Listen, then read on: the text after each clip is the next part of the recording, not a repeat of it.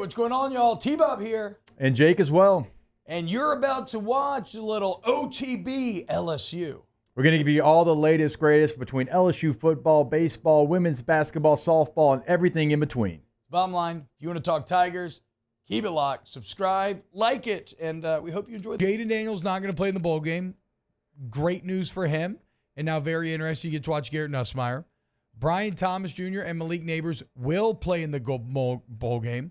More great news for Garrett Nussmeier is now at a time when he's going to try to put his best foot forward as an essential confidence builder for the coaches, the fans, for everybody. He gets to throw to 2 first-round wide receivers. Kyron Lacey's going to return next year. More great news for Garrett Nussmeier.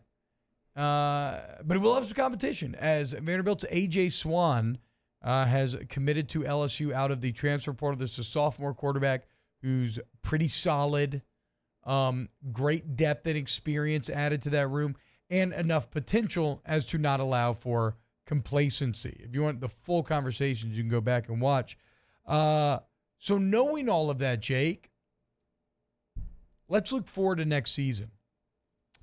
Because Ole Miss right now is doing insane things in the transfer portal, and they're already pretty good.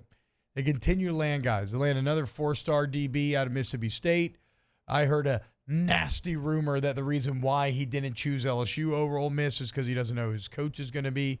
Don't know if that's true or not. Certainly, though, it's a way to make you angry. They're still, I believe, reported to be the lead dog for Walter Nolan's talents.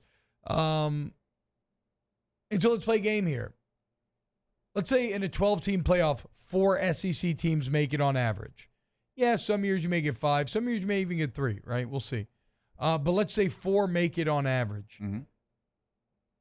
Who do we think those 4 will be next year? Alabama, Georgia. You know that. We're never going to doubt Alabama again. Never again. Nope. Never again. Shouldn't have this year. We did anyway. Like Led Zeppelin. The song remains the same. I hate it. I hate it. But once again, even though I talked a big game, I still pay my taxes to Nick Saban at the end of the day. Yeah. So I'm going to rebel next year. I'm going to do it. Yeah, sure. Not really. Yeah. Not really. He stepped in my throat again this year, and I even had to throw in an extra 5%. Yeah, and then when all those things were happening, double-digit home loss hadn't happened to Nick Saban since 2003. That year, LSU won a national championship. Hadn't been out of the AP top 10 since 2015. That year, won a national championship. Oh, tight. Right on. All those things, were right there for us to look at, see, absorb, and still, have some outlandish takes on. Why doesn't somebody just kneecap me already? Just give me some pain. Remember we talked about how Jim Carrey, the Navy SEAL or the CIA operative, whoever was, taught him to punch himself in the leg. Yeah. To take away from the anxiety. Just go ahead and kneecap me so I have some other pain to focus on than Alabama being so good. Yeah, so Alabama, Georgia. Yep, no doubt, because Carson Beck returned as well, which we'll get into. I would even say throw Texas in there. I think you have to. All right. So, and I've been the biggest Sark doubter. And then your 4th team comes from one of 4 teams. Oklahoma, Ole Miss, LSU, Missouri. Yep. Now, so I agree with you on that grouping, but rank the grouping. Right now? I'm not high on Oklahoma. I think it would go Ole Miss, LSU, Missouri, Oklahoma. I could get behind that. Yeah. Even though, no, so you want to put Mizzou over LSU right now? I guess that's close. Yeah, well, you have the head-to-head on their stadium, and obviously, you're losing players, and Schrader's gone, though. Schrader's gone. But they got that good, Luther they got coming Marcus back. Carroll, huh? Didn't they? Yeah, the from Georgia State running back? Yeah, they hit a 40-something yarder against LSU. Yeah, I mean, no, he's good, dude. He rushed over 1,300 yards. He's good. Yeah. I guess, yeah, I mean, they got Burden and Cook return. I guess it's but sure, you're right. We can give LSU the benefit of the doubt, maybe, but it is close with Mizzou, and then even Ole Miss probably slots in ahead of you right now preseason. Well, if we're going to use the same logic that we did for LSU beating Mizzou, Ole Miss beat LSU, and then Ole Miss has quarterback, running back, receivers, tight end, all coming back. Yeah, they had Juice Wells, him and Trey Harris probably preseason make up the best 2 receiver combo in the SEC just off the top of my head. I could be missing something that we could find. Quinshon Judkins is. I guess the only thing I don't know about Ole Miss yet is I still am not in love with the quality of their offensive line and how much. I know they got a great interior guard. They got the number 3 ranked interior guard in the transfer portal, so that's some improvement there. But like that would be the only mitigating factor I would see right now for Ole Miss would be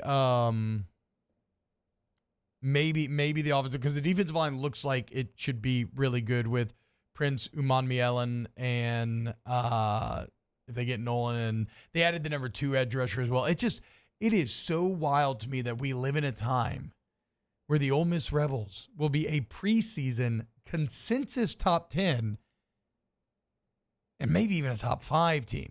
Now, what they're going to have to figure out, Jake, and this is a real concern, can you turn around that chemistry? Because the season's going to be on you immediately. Yeah. Like it may feel far away to us having to wait the entire offseason for football once again, but if you're a coach, if you're in it, every day a lot of times feels like minutes are just running out. There's not enough time in the day. Soon, spring's going to be here, into summer, into fall, and like you got to make sure that all these new pieces work together. You do, and that's one of the things in the portal, like how quickly can you get the chemistry of your team together? Is it going to be this year? Would it be next year? Like that's something that you don't know, but it's not even really like who they've added to the portal. Like certainly that's a big deal. And you get an edge rusher from Tennessee, like you said. You get a safety from Tennessee. You get a corner from Mississippi State who's from Louisiana. I mean, he went to Bossier High. I mean, he is somebody that you would have liked to add to your roster, knowing how much you need that position. And you get a Juice Wells who goes from Group of 5 to Power 5 and dominates, and then gets hurt, and we know what he can be. But it's really more about who they have returning from their own roster. It's Jackson Dart, Quinshon Judkins, it's Harris. It's all these players that we've already seen. Like we know they're going to work well together. And then like you supplement these portal additions. Like if you were starting completely over and you had a nice addition at quarterback, your RB1, receiver 1, that's really a question of, man, what's this chemistry going to look like? How long is it going to take? But that part's already really figured out. They just have to figure out how to implement these new guys into starting lineup and make sure they don't mess with the chemistry they've already built. I mean, that's a great point. That's actually, you're right. That's like, that's why it all feels so impressive, is because they're adding to what is already a good team.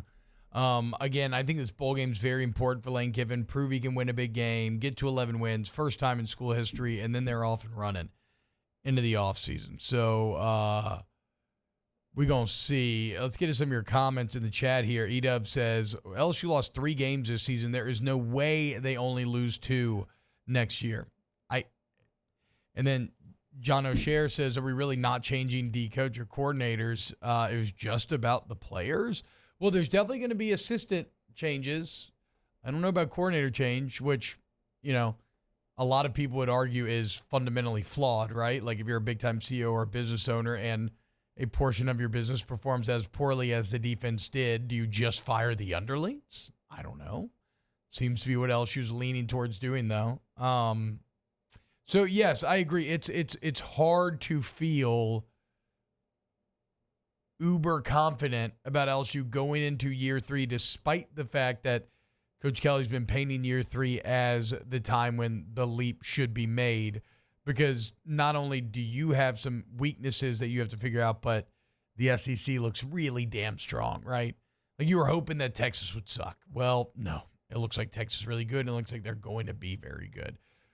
You were hoping that the Alabama empire is crumbling. No, not even close. You already knew Georgia was going to be Georgia. Although Oklahoma's taking a weird downturn after that Texas win and with the transfers and everything, like they still went 10-2. They're still very good to year 2 out of Brent Venables. And now suddenly Mizzou's good. And Mizzou's got an entire state economy behind him, and they're committed. It is really crowded. That's like when I was having this conversation the other day, and it's like you see like, okay, oh, wow, Kentucky got Vandergrift. Kentucky got, who's the running back? Oh, they got Rocket Sanders. No, he went to South Carolina. They got a running back from Ohio State. Okay, they got Traynham. They got Traynham, Rocket Sanders to South Carolina. these are good moves for those players. But it's like, and even for the team gets better, but does it matter because there's so little oxygen in the room right now when you're talking about the SEC? Yeah, and then like you look at other factors like schedule, right? Your non-conference, if you're LSU, you play against USC in Las Vegas and you play against UCLA in Tiger Stadium. And then even like your group of 5, South Alabama, well, they beat the hell out of Oklahoma State this year, who went to a Big 12 championship game. So I'm not saying you're going to lose to them, but I'm saying that's a quality opponent for what that game is. Yeah. Being out of the group of 5. Well, okay, so USC, UCLA, 2 Big Ten teams, and then South Alabama.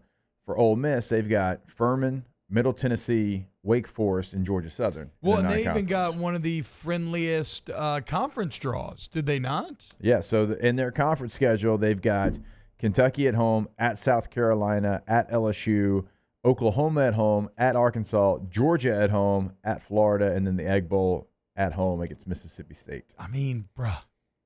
So any hard game they have is in Oxford. So no Alabama, no Texas, no Mizzou, no Tennessee. That's what I'm saying. It is all lining up. Kiffin. Hate to see it. It's a good thing Ole Miss sucks. And they're cowards, and they're just going to lose. And they're just going to blow it. I hope so. Maybe not. Wow, Jake, what incredible takes. I mean, those guys, they're just the best. I think so. And if you think so, again, hit the like button, subscribe, ring the bell so you get notifications when we post every single day here on OTB LSU.